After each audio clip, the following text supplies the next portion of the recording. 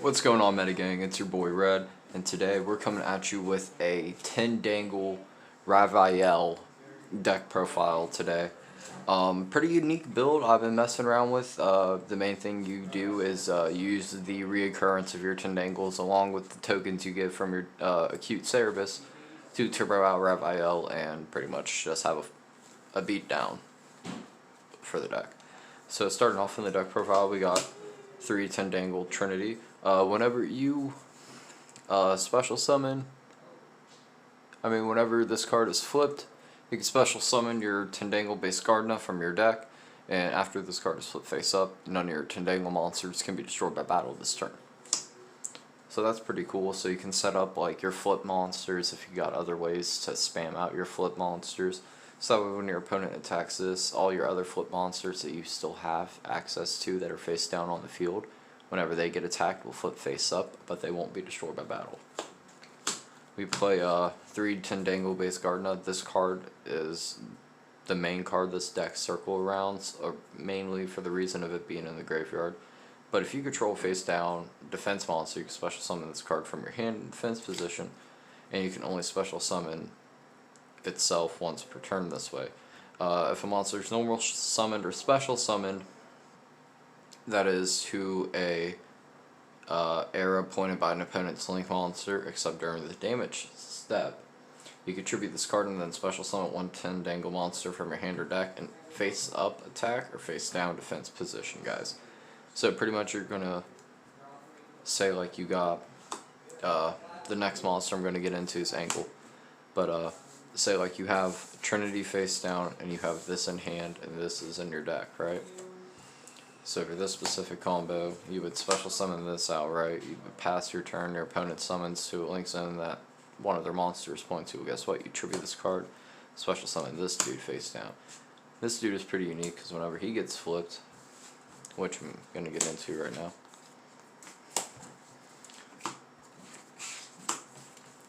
So I play 2 Tindanagle Angle.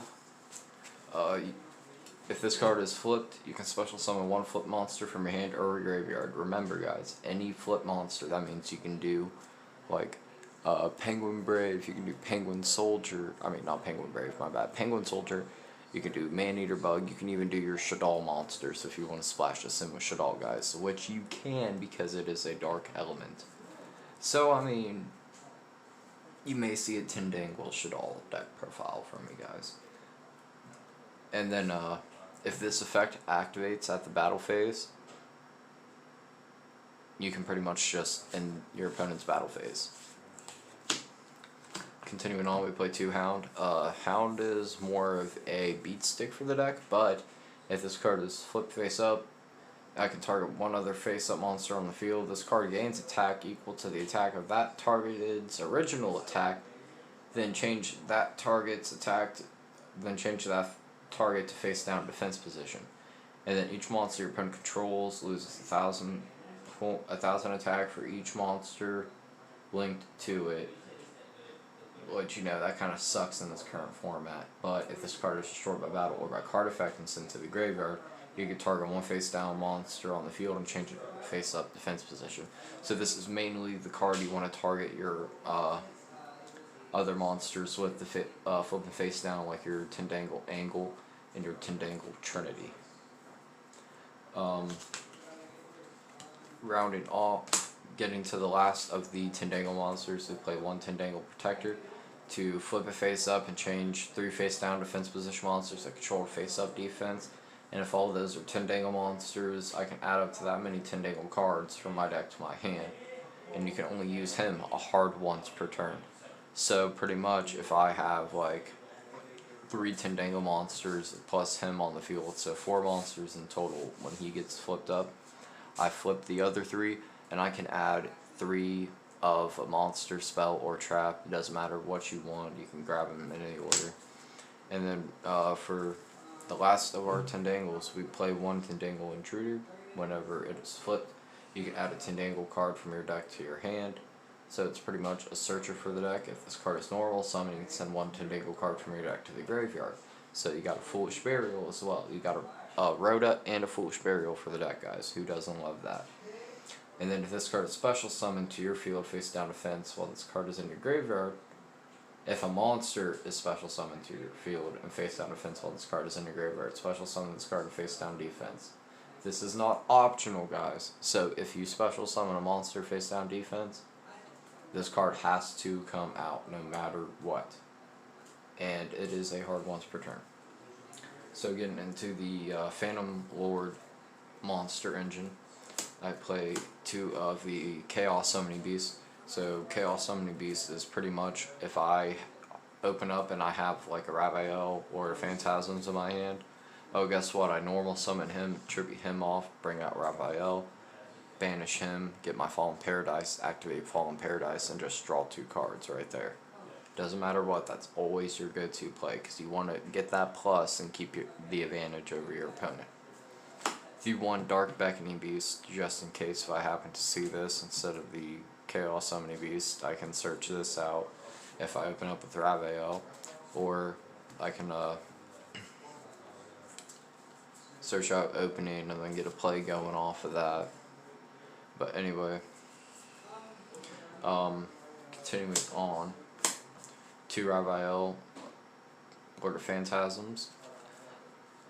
Again, guys, you're going to focus on the well, not non, but the very lackluster monsters that you special summon out because they're not going to be as helpful with the tokens you get off of this to just turbo summoning him out. And because you're playing a couple copies of him, you're going to play the 1 Shimmering Scraper just for OTK potential. So continuing on to the spells, we play 2 Stairs of Mail pretty much. You can activate one of these cards by discarding a Tindanagle card. You can change a face down defense position monster you control to face up attack, or you control a face up attack position monster you control and change it to face down defense. You cannot discard another card with the same name for the effect of this card. So say if you target a Trinity, you cannot discard a Trinity. You have to discard a different monster, which typically that's good for your base Gardna because you always want to have this card in the graveyard. At least 1 copy, guys. We play 2 Nagel Protection. Tindanagle monsters in your main phase and your main monster zones cannot be destroyed by battle or by your opponent's card effects, guys. I've really thought about bumping this card up to 3 just because of this particular variant. Same thing with Stairs of Mail. But I'm sure you guys can find places in the deck where, you know, the deck can really operate using 3 of each. But, oh well. Right now I'm seeing 2 and 2 being an okay ratio, even though I feel like I don't see them enough. 2 Mystical Space Typhoons, I mean, who doesn't love it? I'm prone to the Twin Twisters, don't get me wrong, I do have 1 Twin Twisters tacked. But I'm not a big fan on discarding my cards because for some of the effects in here that you're activating, you have to discard anyway. So I feel like since you're discarding so much, you don't really want to discard for removal option, but Twin Twisters is there as the backup option just in case if I do need it, and I do have 2 side deck. Speaking more about the deck real quick, guys, I have 2 extra deck slots missing, which I will give honorable mentions to as we get to the extra deck. I played 2 Opening of the Spear Gates, pretty much for me to search out the extender or the play that I need for the Phantom Knights line, so that way I mean, not Phantom Knights, Phantom Lords, guys, my bad. So that way I can go on ahead and get all that established, and just in case if I don't see the monsters to summon out my Raphaels, I have 2 of a wild monster appears. So if your opponent controls a monster, you can special summon from your hand 1 monster with an original level of 10 or lower. That cannot be normal summoned or set, so pretty much it's going to be the Phantom Lords, including your Shimmering Scraper, guys, remember that. Ignored summoning conditions, so pretty much you summon it and you're good. It's unaffected by card effects of your cards except for its own effects and this card. Also shuffle it into the deck during your opponent's next end phase. For the rest of this turn you You cannot normal summon or set or special summon monsters and your opponent takes no damage. Okay. We got one E-Ruler Circuit for the Tindangles. So your opponent cannot attack if you control 3 more Tindangle monsters, which is pretty nice considering if you just have this and then this dude declared an attack somehow like twice or something, you have 3 Tindangle monsters, right? Well, your opponent cannot declare an attack because of your ruler circuit. But you can banish this card from your graveyard and discard 1 Tindangle card, add another one of these from your deck to your hand, but honestly guys, you really only need the one. Just another way to dig into the Phantom Lords engine is the 1-for-1, along with the 1 Fallen Paradise, just to draw 2. I couldn't really think of anything else to put in, guys, honestly, so we just placed staples, the 1 Mind Control, the 1 Monster Reborn, and the 1 Called by the Grave, because, you know, hey, staples. We got 2 Tindanagle Delawini. When you take damage from an opponent's attacking monster, while you have 3 more Tindangle monsters with different names in your graveyard, you destroy the attacking monster, and if you use special summon 1 Tindangle Acute Sabrina from your extra deck. If you control no monsters in the extra monster zone, you can banish this card from your graveyard and target 3 Tindangle monsters with different names in your graveyard, special summon them in face down defense position. So you got a free summon from your extra deck, and you can also banish this to special summon out 3 Tindangle monsters from your graveyard. I don't know about you guys, but that sounds like a win-win fucking scenario for me. I don't know. And then we got 2 Jeroens in, guys. This one's more directed towards your Link monster. So you can target 1 Tindangle Link monster you control, equip this card to it. It cannot be destroyed by battle or by card effects. Also, your opponent cannot target it with card effects, guys. Remember that. Once per turn, if there are monsters in all zones, the equipped monster points to. If there are still monsters in all zones, the equipped monster points to. You can destroy this card and all those monsters and inflict damage to your opponent equal to the amount of to the equipped monsters attacked before they were destroyed. Wow, that's crazy. Wait a minute. I'm so glad I read that all the way. That's freaking nuts. Oh, I'm gonna love this deck.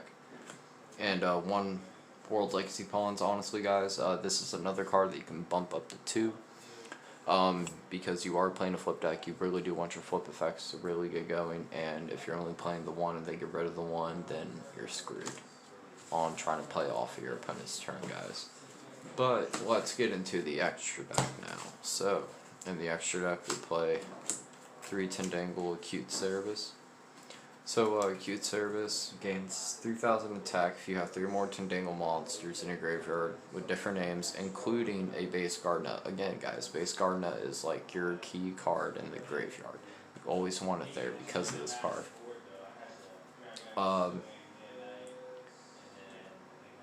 It gains 500 for each Tindangle monster this card points to. At the end of the battle phase of this card declared an attack, you can special summon 1 Tindangle monster token.